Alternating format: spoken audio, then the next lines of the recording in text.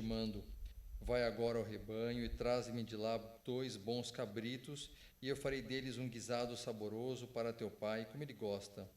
E levá-lo-ás a teu pai, para que o coma e para que te abençoe antes da sua morte.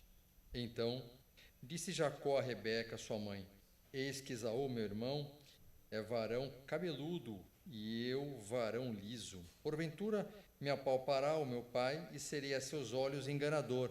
Assim trarei eu sobre mim maldição e não bênção. E disse-lhe sua mãe: meu filho, sobre mim seja a tua maldição. Somente obedece a minha voz, e vai, e traze-mos. E foi, e tomou-os, e trouxe-os à sua mãe. E sua mãe fez um guisado saboroso, como seu pai gostava. Depois, tomou Rebeca as vestes de gala de Esaú, seu filho mais velho, que tinha consigo em casa, e vestiu a Jacó, seu filho menor. E com as peles dos cabritos, cobriu as suas mãos e a lisura do seu pescoço, e deu o guisado saboroso e o pão que tinha preparado na mão de Jacó, seu filho. E veio ele a seu pai e disse: meu pai. E ele disse: eis-me aqui. Quem és tu, meu filho? E Jacó disse a seu pai: eu sou Esaú, teu primogênito. Tenho feito como me disseste. Levanta-te agora, assenta-te e come da minha caça, para que a tua alma me abençoe. Então disse Isaque a seu filho: como é isto que tão cedo a achaste, filho meu? E ele disse: porque o Senhor, teu Deus, a mandou ao meu encontro. E disse Isaque a Jacó: chega-te agora para que te apalpe, meu filho, se és meu filho Esaú mesmo ou não. Então se chegou Jacó a Isaque, seu pai, que o apalpou e disse: a voz é a voz de Jacó, porém as mãos são as mãos de Esaú. E não o conheceu, porquanto as suas mãos estavam cabeludas, como as mãos de Esaú, seu irmão, e abençoou-o. E disse: és tu, meu filho Esaú mesmo? Ele disse: eu sou. Então disse: faze chegar isso perto de mim, para que coma da caça de meu filho, para que a minha alma te abençoe. E chegou-lhe e comeu, trouxe-lhe também vinho e bebeu. E disse-lhe Isaque, seu pai: ora, chega-te e beija-me, filho meu. E chegou-se e beijou-o. Então cheirou o cheiro das suas vestes e abençoou-o e disse: eis que o cheiro do meu filho é como o cheiro do campo que o Senhor abençoou. Assim, pois, te dê Deus o orvalho dos céus e das gorduras da terra e abundância de trigo e de mosto. Sirvam-te povos e nações, se encurvem a ti. Sê senhor de teus irmãos, e os filhos da tua mãe se encurvem a ti. Malditos sejam os que te amaldiçoarem, e benditos sejam os que te abençoarem. Amém? Glórias a Deus. Vamos fazer mais uma oração neste momento, meus irmãos. Amantíssimo Deus e Pai de nosso Senhor Jesus Cristo, mais uma vez na Tua presença, levantamos as nossas vozes, exalçamos o Seu nome, Senhor, porque sabemos que Tu és bom e a Tua bondade dura para sempre. Pedimos tão somente que o Senhor abra a porta da palavra e continue falando conosco, no nome de Jesus. Amém. Podem sentar, meus irmãos.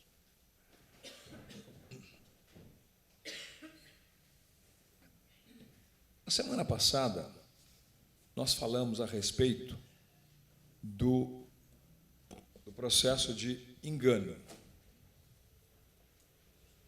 de enganar. E eu falei sobre uma família que conspirava contra a própria família.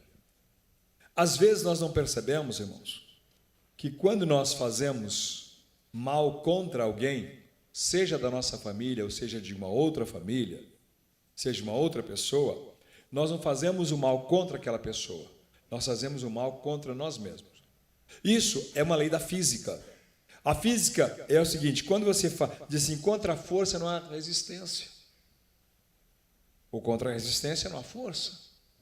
Ou seja, Quando você faz uma força contra a parede, você corre aqui e dá um pulo e bate com as mãos na parede, se a parede for mais resistente do que a sua força, não é você que faz uma força contra a parede, é a parede que faz uma força contra você. Aquilo vem e te derruba. Mas eu queria derrubar a parede, mas a sua força não é suficiente para aquela resistência. E às vezes nós fazemos isso, nós praticamos algum mal contra alguém e sem entender que de repente estamos fazendo contra nós mesmos. Alguém diz assim: ô pastor, fulano falou mal do senhor. Eu falei: de mim não, ele falou mal dele. Por quê? Porque ele achou que está me prejudicando, ele está prejudicando a si próprio. Por quê? Porque na verdade, irmãos, às vezes nós damos muita importância para aquilo que não tem importância. Você quer ver uma coisa que as pessoas costumam dizer? Está sabendo? Está sabendo? Irmão, e quando fala está sabendo, rapaz, não tem jeito, parece que o ouvido derruba assim a orelha, né? Você quer ir lá escutar. Conta logo. E quando alguém fala assim, ó, eu queria te contar uma coisa, mas não sei se eu conto, se eu não conto, pronto. Né? Aguça a curiosidade de uma forma assim, terrível. Você fala, não, o que é? Pode contar, pode confiar. A pessoa nem pediu para confiar em você. Mas você diz assim, pode contar, pode confiar. Se a pessoa fala, eu não vou te contar. Então, às vezes, isso nos leva a uma curiosidade desnecessária. Nós não falamos assim, olha, eu tenho duas notícias, uma boa e uma ruim. Qual que você quer que eu conte primeiro? Quando as pessoas me perguntam isso, qual que você quer que eu conte primeiro? A que você quiser. Quem tem a notícia não é você? Da forma que você me disser, eu vou ter que receber as duas, não vou? Então está tudo certo. Eu não tenho que escolher, porque pode ser ruim para ele, mas para mim pode ser uma bênção. E eu encontro aqui uma família, irmãos, que eu disse, agenda da promessa.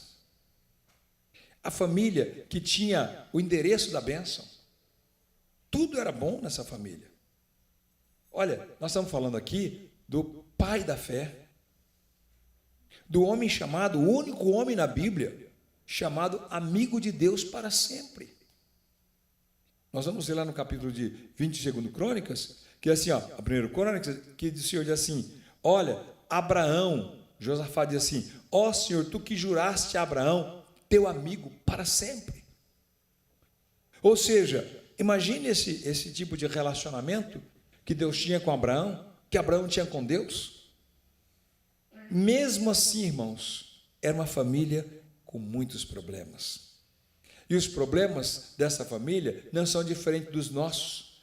É problema de relacionamento interpessoal. E nós precisamos cuidar dos nossos relacionamentos. Não é fácil. Eu pergunto para os irmãos, é fácil nós nos relacionarmos com as pessoas? Não é. Os irmãos que trabalham, já trabalharam no comércio ou na indústria, os irmãos que vão à feira, as irmãs, os donos de casa, no supermercado. Às vezes você vai no supermercado feliz da vida fazer a sua compra. E, de repente, um problema de relacionamento com o caixa do supermercado cria toda uma situação difícil, não é assim, irmã Solange? Não é? Cria uma situação complicada. Às vezes uma pergunta, às vezes um olhar. Então, nós precisamos entender que relacionamento, irmãos, é algo muito difícil. Por quê? Porque as pessoas são difíceis de ser conquistadas, mas são fáceis de serem aborrecidas. Uma palavra, uma aplicação, um exemplo, isso já nos machuca. Hoje eu estou dizendo uma situação que eu vivi por muitos anos, e uma coisa interessante é uma sala de aula. A prática de sala de aula é incrível. Você encontra na sala de aula crianças de todos os níveis de condição socioeconômica, pessoas com problemas de ordem psicológica, psicossomáticas, problemas de ordem familiar, problemas de ordem emocionais. Em toda a sala de aula tem tudo isso. E às vezes o professor, a professora, tem que atuar mais como um psicólogo do que como um pedagogo. A palavra pedagogo significa aquele que conduz pela mão. Isso é pedagogo, a Bíblia chama isso de aio. aquele que conduz pela mão. E não é fácil, porque o problema não é só se relacionar com a criança. Atrás dessa criança tem uma família, tem um pai, tem uma mãe. E normalmente a dificuldade não está na criança, a dificuldade está no pai e na mãe.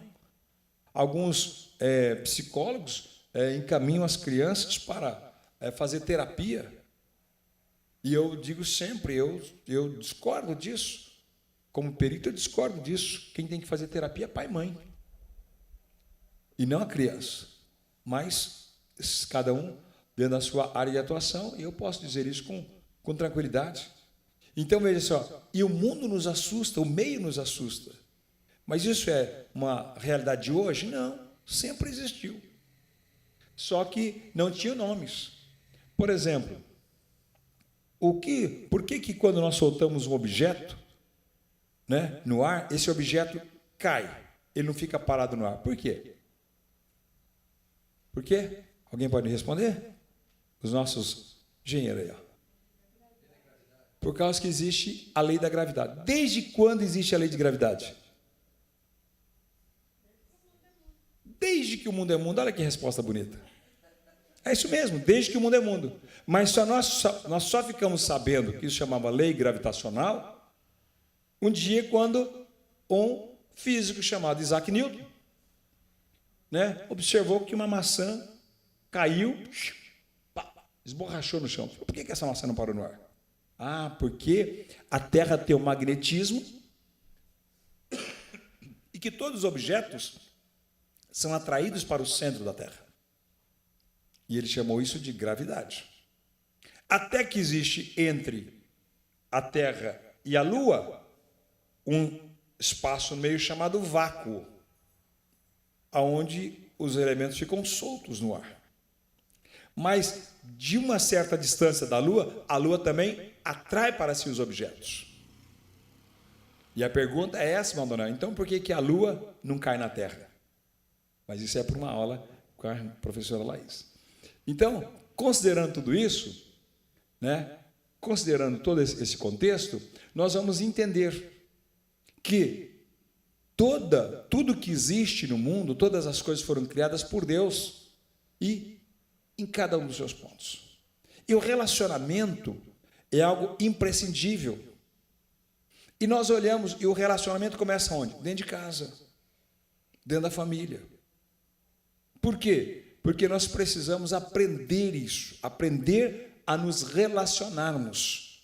Ao mesmo tempo que nós aprendemos a nos relacionarmos, as empresas hoje, sempre, desde a década de 60, vêm desenvolvendo as questões de relacionamentos da empresa.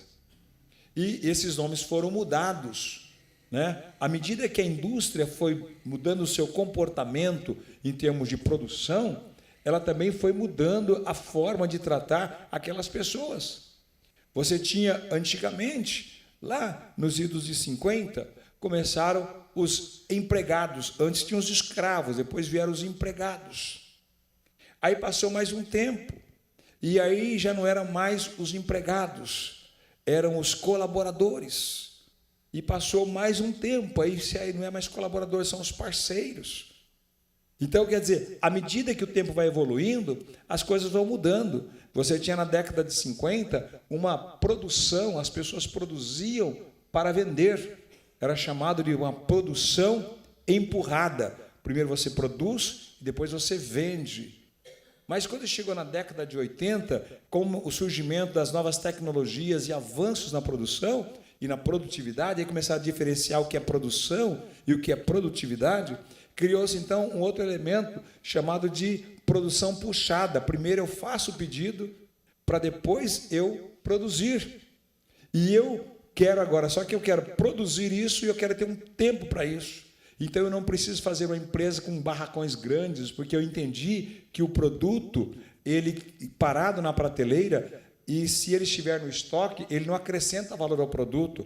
O transporte de um lado para o outro também não acrescenta valor no produto, mas tem custo. Então, aí surgiu o que nós conhecemos hoje por just in time, tudo ao seu tempo. E isso é uma evolução da tecnologia. Mas só que quanto mais se evoluiu a tecnologia, mais dificultou os relacionamentos. Os relacionamentos foram ficando difíceis. E hoje nós chegamos no momento em que os relacionamentos, na maior parte do tempo, são virtuais. As pessoas ligam para nós e nós não queremos falar ao telefone. Você fala assim, manda uma mensagem. Não é assim? E o telefone, o que nós menos usamos hoje no celular é para falar, né? A gente usa para mensagem, para ver no extrato do banco, para fazer uma série de coisas, fazer compra, pagar, menos para falar. E a gente fala assim que é telefone celular. Na verdade, é um microcomputador, que é o Max computador, na verdade, não é um micro, né? Porque ele tem mais poder do que, às vezes, os computadores que nós temos em casa, os notebooks e tal. Por quê? Mas nós nos relacionamos virtualmente. Mandamos foto, mandamos mensagem, enviamos comprovantes, fazemos tudo isso. O que é isso? Estamos no relacionamento. Mas é um relacionamento do século XXI. Mas nós temos muitas pessoas ainda que estão com o corpo no século XXI, entendeu? As mãos no século XIX e a cabeça no século XVIII. Isso dificulta muito, tá? Por quê? Porque ele não consegue acompanhar.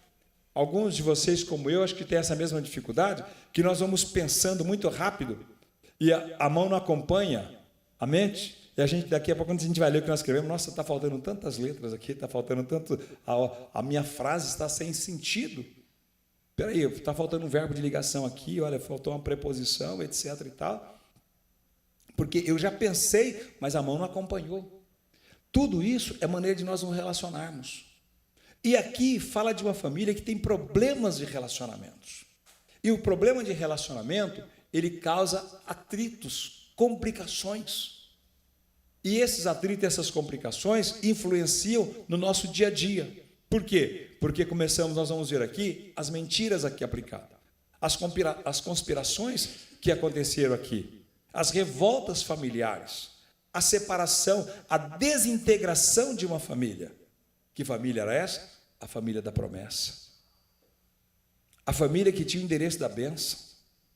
A família que tinha toda a agenda já programada das bênçãos e das promessas de Deus. Não estamos falando de qualquer família. Não estamos falando de uma família aí que não conhecia a Deus. Família aqui. E o problema dessa família aqui que é relacionamentos. Relacionamentos. E nós vamos encontrar a partir de agora, cada vez mais, nós começamos lá no Gênesis, lá no capítulo 1 do Gênesis, estamos já no capítulo 27, e vamos vendo que, passo a passo, o relacionamento dessas famílias vão se complicando. Considerando isso, nós vamos chegar agora, daqui a pouco, no capítulo 28, e vamos ver outra vez o problema de relacionamento, irmão Daniel. Outra vez, mais forte ainda. Agora, veja só, viu como é fácil desintegrar uma família? Destruir uma família? Como nós mesmos podemos destruir uma família? Lembra que eu disse na semana passada? Quem ensina os filhos a mentirem? Quem é? Os pais. Os pais ensinam os filhos a mentirem, né? E os filhos aprendem. Se eu chegar aqui e contar para os irmãos uma história, uma anedota, os irmãos vão rir, vai mexer com o seu emocional e você vai sair lembrando, esquecer de tudo que aconteceu no culto, mas vai lembrar da anedota que eu contei, porque mexeu com o seu emocional. Não é assim? Quando você vai ao shopping para comprar alguma coisa e você olha as lojas, de repente um vestido, um calçado, etc., chama a sua atenção e você passou 500 pessoas ali, 1 milhão de pessoas, mas chamou a sua atenção, mexeu com o seu emocional. É assim que acontece. E nós somos pessoas emotivas, nós nos emocionamos, e a nossa emoção, ela alcança 2 pontos, positivo e negativo. Nós podemos estar emocionados para baixo ou para cima, estarmos depressivos ou entusiasmados. E aí que nós precisamos entender o que nos leva a uma coisa e outra, relacionamentos. Então nós vamos encontrar aqui, mais uma vez, do que lemos. Qual foi o propósito de... Como é que vinha essa linha que eu disse de Isaac? Isaac era um homem, um patriarca top de linha, como a gente costuma dizer, né? Era um cara tranquilo, não buscava aborrecimento, entulha o poço, cava outro, deixa isso para lá, né? Ele não queria confusão. Isaac não queria confusão. Mas tem coisa, irmãos, que às vezes a gente deixa de tomar posição, achando que a falta de tomada de posição resolve tudo, e não resolve. Nós precisamos nos posicionar. Muro não é lugar para nós ficarmos. Entendeu? Porque quem está no muro, uma hora vai cair. E não vai cair porque o muro é alto. Vai cair porque subiu no muro. Essa é a diferença. Então, ficar em cima do muro, não, nós temos que nos posicionar. Certo ou errado, eu me lembro que numa das nossas reuniões, algumas das nossas reuniões, na igreja ali no Templo Central, o pastor Paulo sempre usava uma frase quando se tomava uma posição para determinada situação. Ele dizia assim, irmãos, para ganhar ou para perder, a nossa posição é esta. E eu vejo hoje alguns escritores, inclusive da nossa Escola Bíblica Dominical, algumas revistas, que quando entra num assunto, irmão Márcio, que é um assunto um pouco mais intruncado, que existem outras pessoas com ideias diferentes, ou então com uma linha teológica diferente, a pessoa fica titubeando ali, dizer, não, irmão, pode ter essa linha diferente, mas a posição nossa da Assembleia de Deus, a nossa linha é essa. Pronto, está resolvido o problema. Não é assim que nós aprendemos, nós que somos um pouquinho mais não, né? Nós que somos do século passado, né? Não foi assim que nós aprendemos com os nossos pais? Né? Era desse jeito. Você gostou ou não gostou? Entendeu? O preço é o mesmo, meu filho. É desse jeito que vai ser. Nós temos que tomar posição. Eu acho interessante, às vezes nós fazemos isso, nós vimos isso nas empresas, etc., a questão de reunião. 87% das reuniões das empresas, irmãos, quem já trabalhou em empresa sabe o que eu estou dizendo, quem trabalha sabe disso. Está aí o irmão Mário, o irmão Márcio, que trabalham em empresas, os outros irmãos também que já trabalharam. 87% da reunião, Laís, não serve para nada. Entendeu? São as famosas repone, né? Reunião que serve para nada. É só mesmo para a pessoa ali e discute por quê? Porque todo mundo quer dar opinião. Mas quando é baixado um decreto, uma determinação pelo diretor da empresa, ninguém discute, né? Cumpre-se. É assim. Então pode ver que Deus não fica discutindo. Laís, o que você acha que eu devo fazer? Deus não. Deus ele estabelece. Ele estabelece leis, preceitos, ordens. Ele faz isso. A nossa vida, irmãos, tem que ser pautada dessa forma também. Quando nós fazemos um propósito, estabelecemos uma lei, nós temos que cumprir. O salmista diz assim, que darei eu ao Senhor por todos os benefícios que me tem feito? Ele faz uma pergunta, para quem? Para ele mesmo. E ele mesmo responde, tomarei o cálice da salvação e pagarei os meus votos diante de todo o povo. Ele perguntou e ele mesmo respondeu. Então veja só, nós precisamos aprender com a palavra de Deus. Então, irmão, mas olha, a minha família é uma família muito boa. Irmão, não tem família boa, não. Não tem família boa. Porque acontece o seguinte, porque a família não começou com você e nem vai terminar com você. A família é uma sequência. Entendeu? Existem períodos em que a família está em cima e outros períodos que a família está embaixo. Há muitos anos atrás, ainda garoto, eu fiz um estudo, né, para saber por que as pessoas ficavam ricas e ficavam pobres, de uma mesma família. Todos nós, nas nossas famílias, não temos histórias assim? Pega lá pelo seu sobrenome, etc. e tal, porque é um ciclo. Acontece o seguinte, eu me lembro que eu li uma frase num livro ainda, acho que de 5ª série, que estava escrito assim, pai fazendeiro, filho doutor, neto pescador. Né? É mais ou menos essa situação. Né? Um luta, outro mantém e o outro gasta, destrói. E não é assim que acontece com as famílias? Então você luta e tal, e consegue daqui a pouco, e nós vamos vendo esse ciclo acontecer. Então não existe família boa, não existe família ideal, não existe família perfeita. Existem famílias que lutam para se manterem no momento em que estão vivendo. Agora, cabe a cada um de nós, no momento em que nós estamos vivendo, fazer o melhor. E nós fazemos o melhor quando nós observamos a palavra de Deus. Sabe por quê? Porque aqui está o manual do fabricante. Aqui estão os relacionamentos, aqui estão... E o grande contexto fabuloso da Bíblia, irmãos, que Deus fala de um Davi guerreiro, que tinha um coração segundo o coração de Deus, um Davi conquistador, um Davi que venceu Golias, um Davi que venceu o leão, que venceu o urso, um Davi que trouxe riqueza para o reino de Israel, um Davi que estabeleceu todas as divisas. Abraão não conquistou toda a terra, nem Josué. Davi é que conquista toda a terra dada por Deus a Abraão. Davi é que estabelece todo o seu território. Um homem deste, né? Mas Deus conta todas as proezas de Davi. mas também conta todos os seus fracassos. A Bíblia conta as suas proezas, conta as suas vitórias, mas conta todos os seus fracassos. Este é o grande segredo. Essa é a coisa singular da palavra de Deus. E nós temos que observar isso, para que entendamos o seguinte: para que nos conformemos, não, para que tenhamos força para lutar. E como diz aí, e virar o jogo. Porque o mundo é contra nós. Tudo parece que está contrário a nós.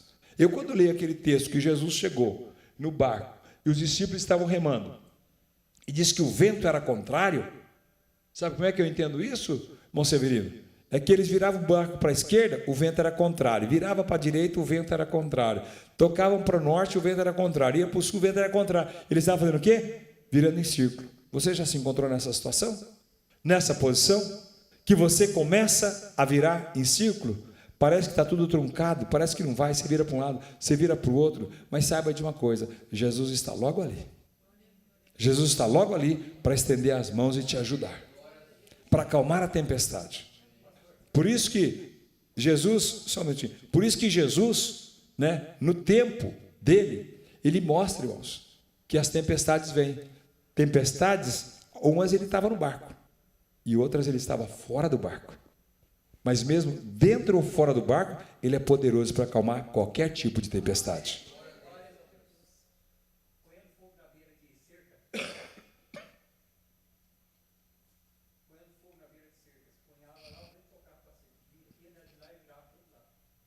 Pois é, quem fez muito acero, né?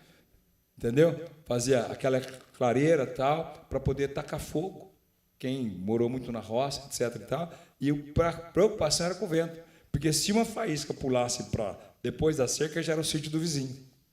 E você podia perder toda a lavoura do seu vizinho, você tinha que pagar tudo. Então, tudo isso, irmãos, nós vamos aprendendo. Aprendendo aqui na palavra de Deus. Relacionamento, irmãos, é mais ou menos assim. É você estar ali naquele ponto de conflito. O segredo, qual que é? Jesus. Jesus é o segredo. É o contexto para qualquer situação da nossa vida, da nossa família. Então nós precisamos nos relacionar.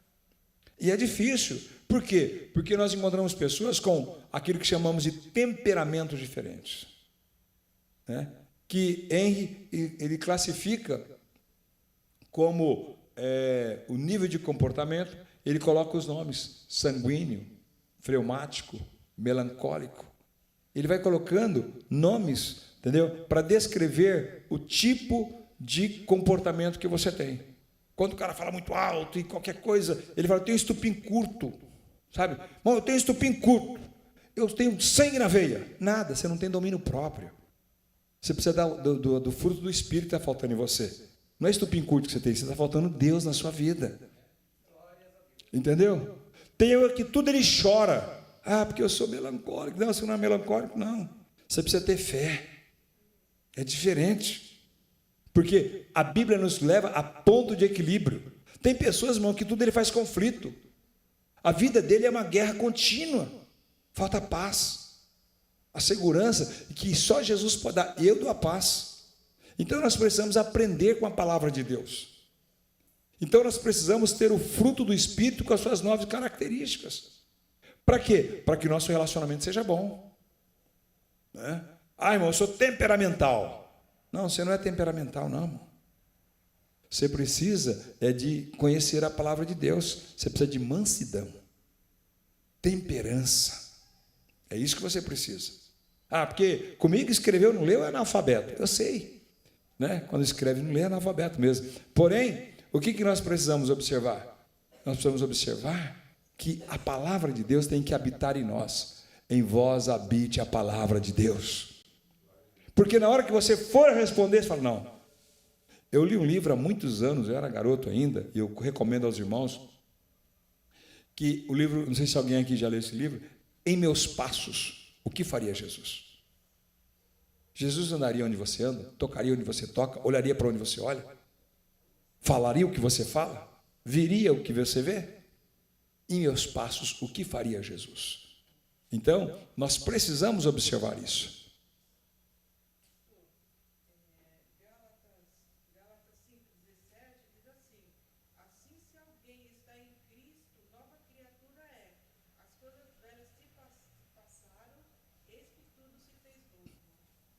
Então, veja só, e esse mesmo capítulo 5 de Gálatas, ou capítulo 6, ele diz assim, se você vê algum irmão seu, é o capítulo 6, se você vê algum irmão seu passando por alguma situação, por alguma dificuldade, cometendo algum erro, ele fala assim, vós que sois espirituais, conduziu tal com espírito de mansidão, olhando por ti mesmo, para que também não te aconteça a mesma coisa.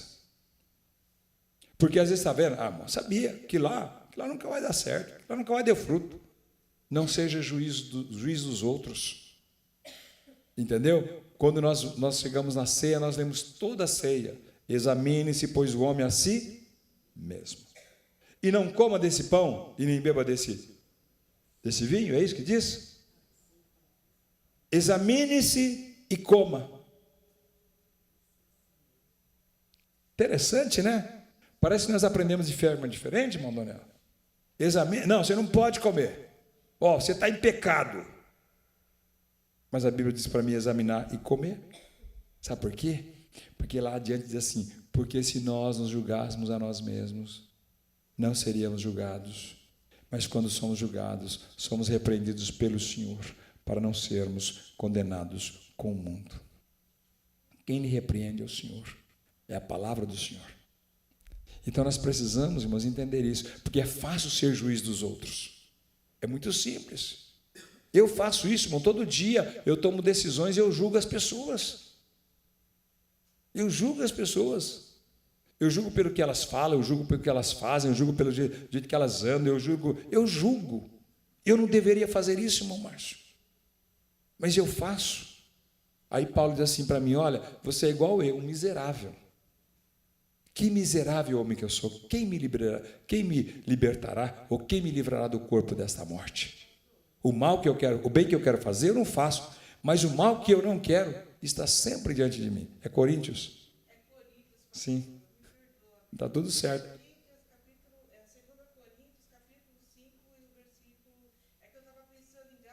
A senhora leu lá em Coríntios, capítulo 8. Então, veja só, não tem problema. Mas que bom que ela já encontrou ali. Está tudo certo, está tudo lindo.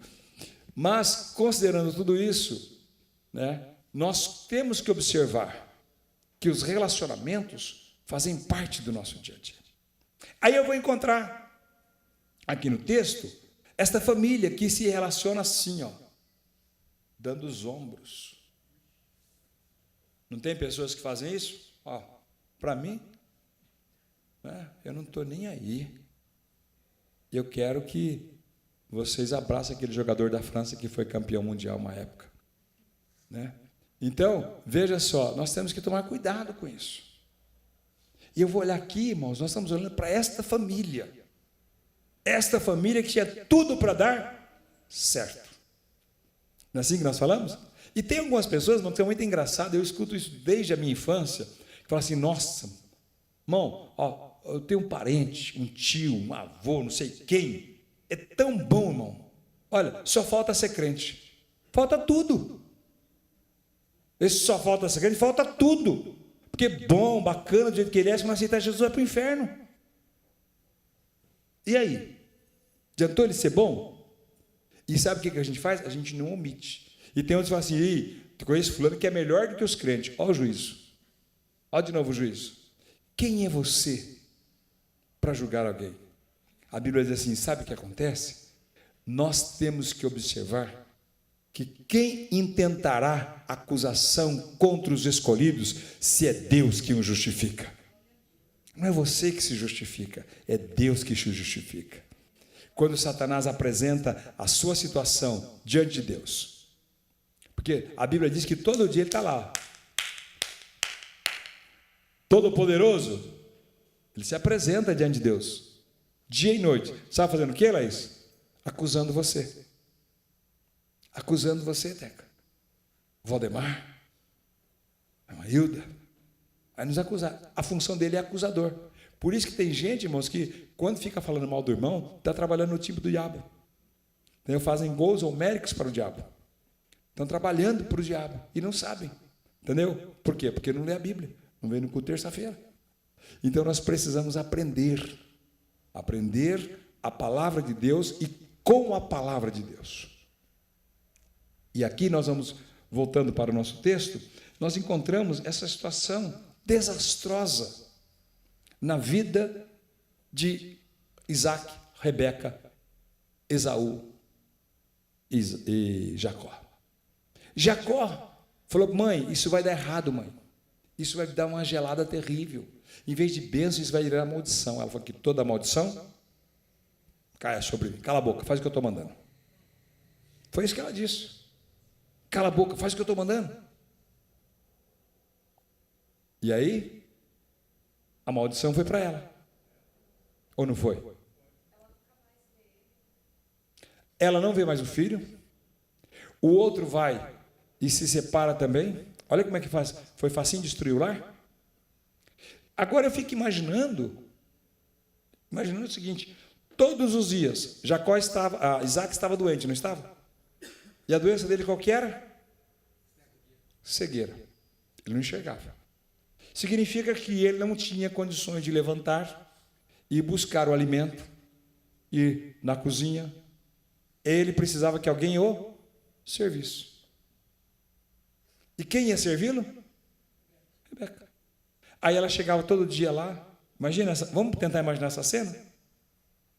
Olha, patriarca, meu senhor, aqui está o seu café da manhã, o seu de jejum. Aí ele colocava na boca, ela ia sempre: Rebeca, espera um pouquinho.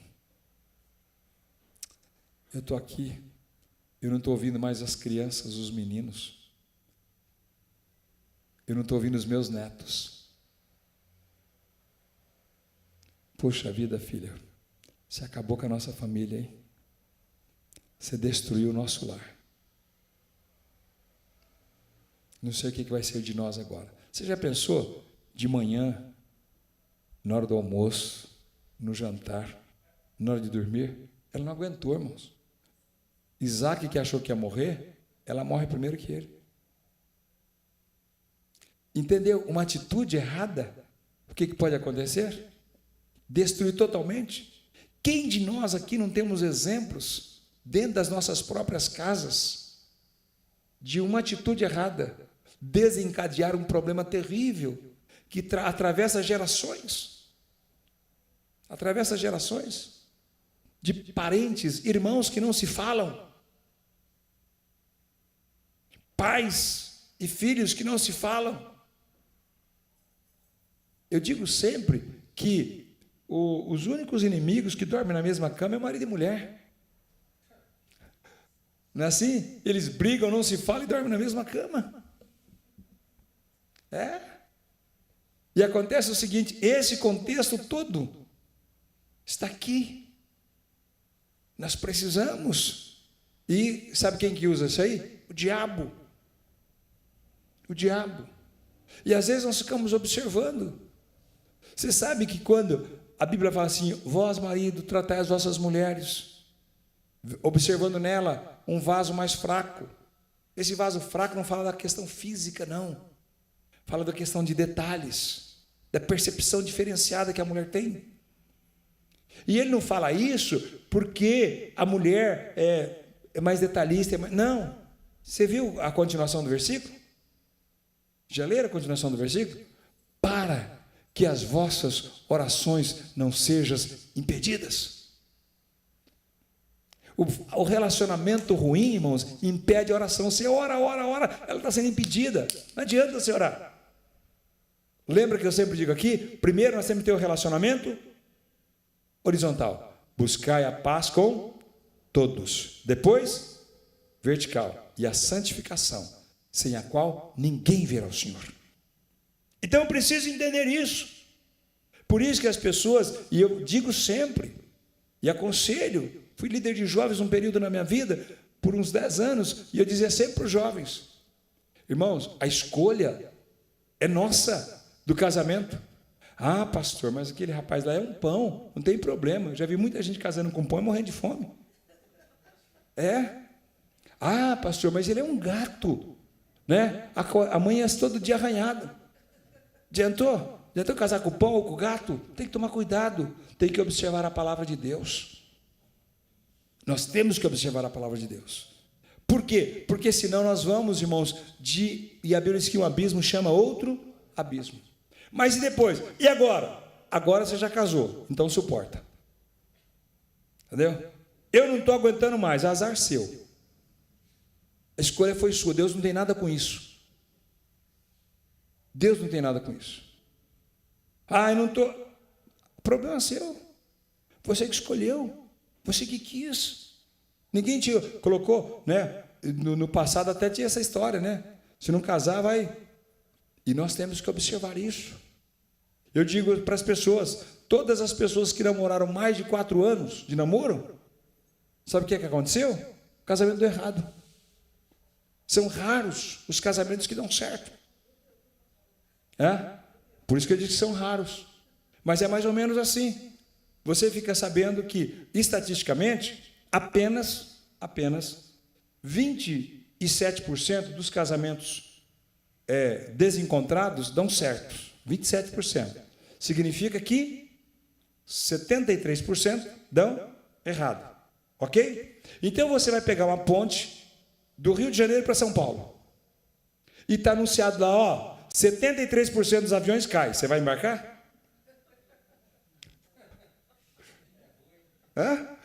73% dos aviões que faz essa ponte aérea cai. Você vai entrar nessa? Então, meus irmãos, nós temos que observar isso. Entendeu? Por quê? Existem as exceções, existe, mas exceção não é regra. Exceção não é regra. Estou falando de relacionamentos. Exceção não é regra, então tome cuidado.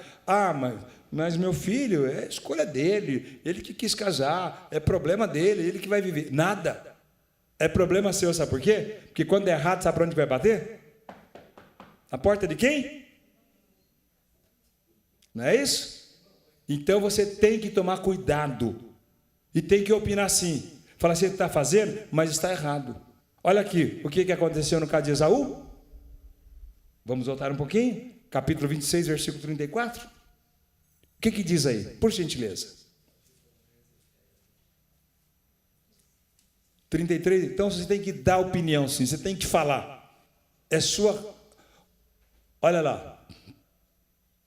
E Esaú, da idade de 40 anos, tomou por mulher Judite, filha de Beeri, Eteu, e Bezamate, filha de Elon, Eteu. 2 mulheres uma única vez. Poligamia de cara. Que idade que ele tinha? Com quantos anos Isaac casou? E o que Abraão fez? Isaac não devia fazer a mesma coisa que o pai fez? Deixa Esaú escolher da jeito dele. Agora vamos ver o versículo seguinte. Olha o versículo seguinte que diz: e estas foram para Isaac e Rebeca uma amargura de espírito. Não é assim? Quantos pais e mães sofrem por causa dos filhos? Então você tem que dar palpite, sim senhor. Tá? Você tem que dar conselho. Mas como, pastor? Pela palavra de Deus. Agora, para isso, eu também tenho que ter o quê? Bíblia na vida. E eu preciso fazer isso. Exercitar. Irmão, você não precisa vir à igreja. Preste atenção no que eu vou dizer agora, que é uma coisa muito séria. Você não precisa vir à igreja para ter relacionamento com Deus. Você vem na igreja para melhorar o seu relacionamento com os irmãos que vai viver com você no céu. Mas para ter relacionamento com Deus, você tem aonde? Na sua casa, no seu trabalho, pela rua, na estrada. Você tem pela palavra de Deus. Deus habita em você. Você é templo de Deus. Você é templo do Espírito Santo. Fale com Ele, busque a Ele. Peça direção, orientação no que você vai fazer. Porque aquela história. Aí faz errado. Meu Deus, e agora? Ele fala, problema seu, Se a pessoa de Deus fizesse tudo assim para nós, desse de ombro, tudo que a gente faz? Não é? Então nós precisamos observar isso. Olha aqui esse relacionamento errado. O que trouxe para a família? E aí o que acontece? Esaú, por desavença, foi viver lá. Depois disso, ele vai lá e ainda casa com outras mulheres. filhas de Ismael, que era seu tio, por parte de pai, como a gente costuma dizer, que era o seu tio, e isso trouxe mais amargura ainda para Rebeca. Agora quer ver? Vamos lá para o capítulo 27, que nós estamos nele.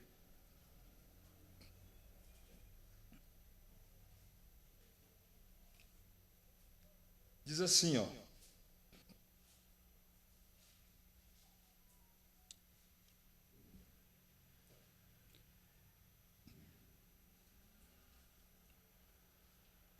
Capítulo 27, versículo 46. Por favor, leia.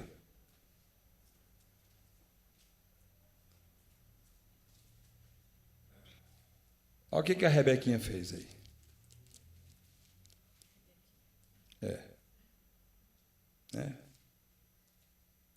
Tadinha, coitadinha. Tem gente que gosta de tratar todo mundo no diminutivo, né? Eu não gosto, não. Eu gosto de tratar na raiz. Acharam aí, irmãos? Amém. Olha lá. E disse Rebeca a Isaque: enfadada estou da minha vida, por causa das filhas de Et. Se Jacó tomar mulher das filhas de Et, como estas das filhas dessa terra, para que me servirá a vida? Entendeu? O que ela está dizendo? É melhor morrer. Não tenho mais prazer. Estou enfadada. Não aguento. Não aguento essa situação. E Isaú já tinha colocado os 4 cantos da terra ali, ó, da região. Falou: assim que meu pai fechar os olhos, eu mato meu irmão. É isso? Meu pai fechou os olhos e eu mato meu irmão. Esse miserável me roubou, me enganou, tomou a bênção. Se não serve para mim, não serve para ele também. Vou matá-lo. Estava aí, diz o texto. Eu vou acabar com ele. Eu acabo com a raça dele. Entendeu? E tem gente, irmãos, eu já vi pais tratar filhos assim. Mãe, eu acabo com a sua raça. Já teria que matar ela primeiro, né? Porque o filho é descendente. Já tinha que dar um tiro nela, um suicídio nela. Ou nele. Eu acabo. Você não acaba com nada. Nós não acabamos com nada. Por isso que Jesus nos ensinou. Porque Ele mesmo não quis acabar com essa raça. Ele preservou-nos. Trouxe nesse momento. Meus irmãos, as horas se foram. A gente ficou nessa introdução ainda, do capítulo 27, ainda para falarmos sobre relacionamentos. Mas terça-feira que vem a gente vai continuar. Quem sabe a gente descobre alguma coisa a mais nessa família, que era a família top de linha. Né? Top de linha. E eu quero agradecer às irmãs, externar aqui o agradecimento às irmãs pelo trabalho, que ali pela cooperação, pela linda cooperação. Faço aqui as palavras, minhas palavras do pastor Enoque. Né? E ele falou: pastor, eu quero ir pessoalmente aí num culto para fazer os meus agradecimentos. E certamente ele virá. Muito bem. Nós vamos cantar mais um hino, irmãos, para nós recolhermos as nossas ofertas e os dízimos que são da casa do Senhor. Lembre-se, nós estamos na última semana, hoje já é dia 29. E, considerando tudo isso, nós temos aí os nossos dízimos, as nossas ofertas. Faça ao Senhor. Faça ao Senhor. Lembre-se disso. E Ele não deixa nada para trás. Ele paga todas as contas. E Ele faz de forma diferente. Ele paga antecipado. Então, não se preocupe com isso.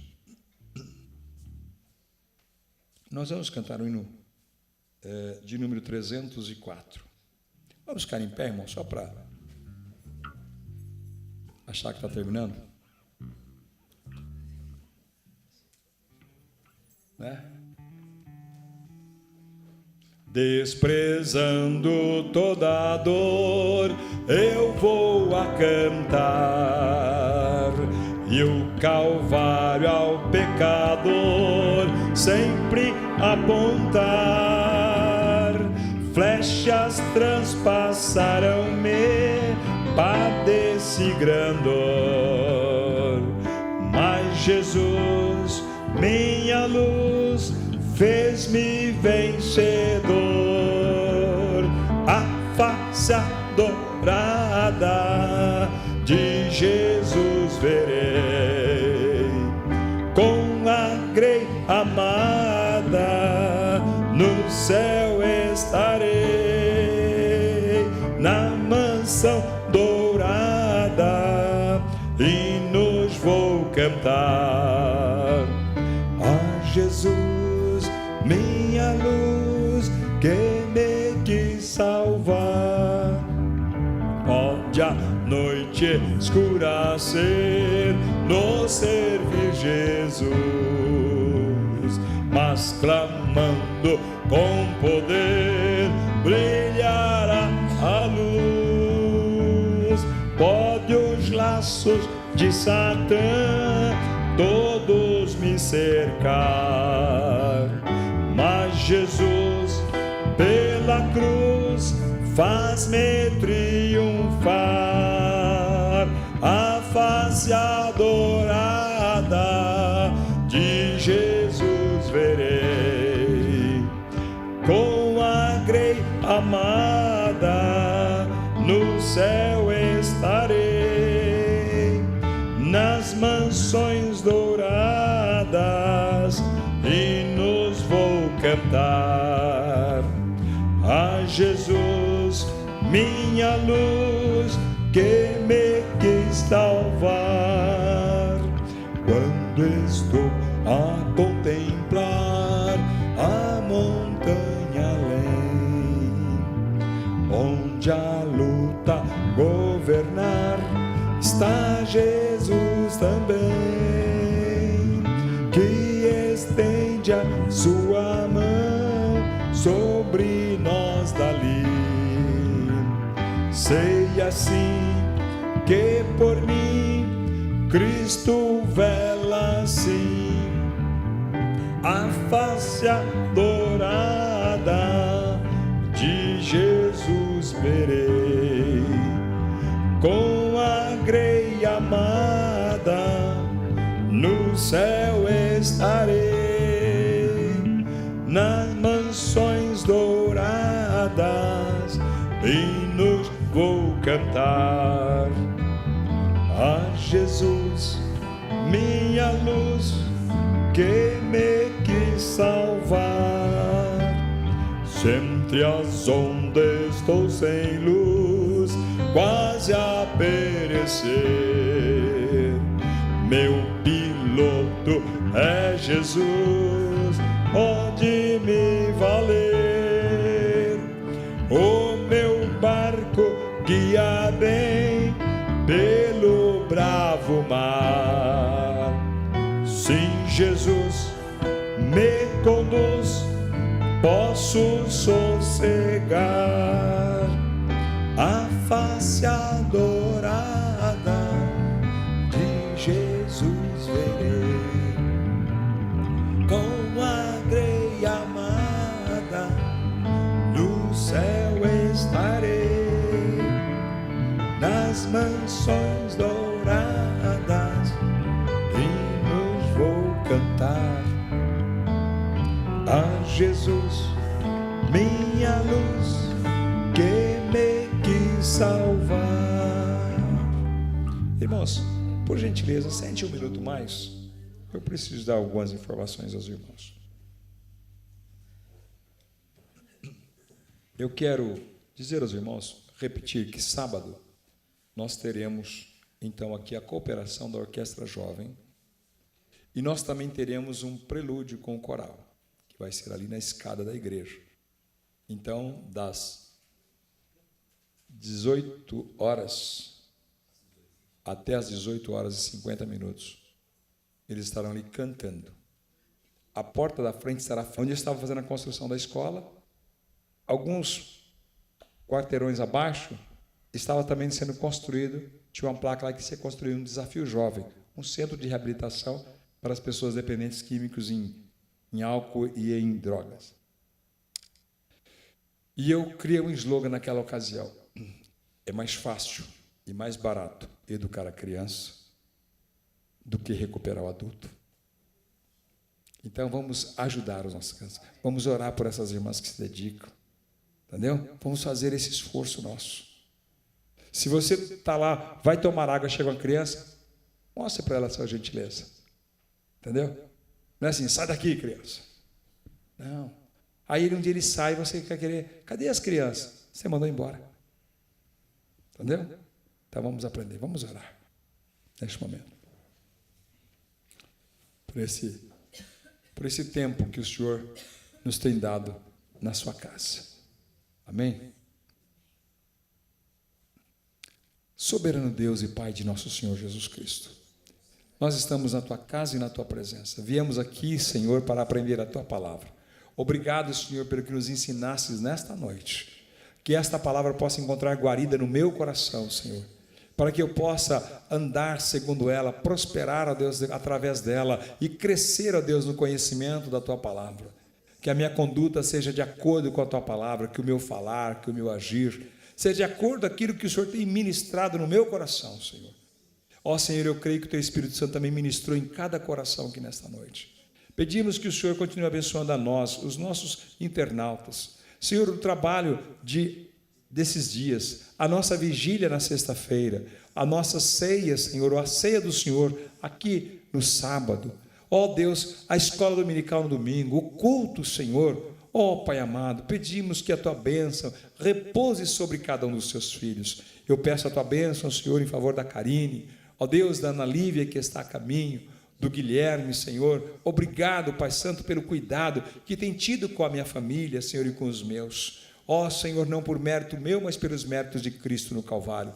Louvamos pela vida da irmã Eurides, pela sua pronto restabelecimento, do irmão Naber, Senhor. Ó meu Deus, Tu tens estendido as Tuas mãos, o nosso coração está cheio de júbilo e gratidão a Ti. Agora despede-nos na Tua paz, leva-nos em paz aos nossos lares provisórios, dá-nos uma noite de bom descanso, um sono reparador, o amanhã que se segue um dia de vitória, no nome de Jesus. E nós que ainda continuaremos aqui, Senhor, buscando a Tua face, porque necessitamos do Teu carinho, do Teu amor, e que o Senhor ouça, Senhor, as nossas orações de súplica, Senhor, que fazemos por nós e por aqueles que são necessitados. Ajuda-nos em tudo. No nome de Jesus nós oramos e por fé Te agradecemos. Que a graça maravilhosa de Jesus Cristo, o amor de Deus e as doces consolações do Espírito Santo permaneça com todo o povo de Deus, e todos comigo digam amém. Não saia sem comentar seu irmão com a paz do Senhor. Aqueles que vão continuar, que precisam tomar uma água e tal, voltem para nós continuarmos orando.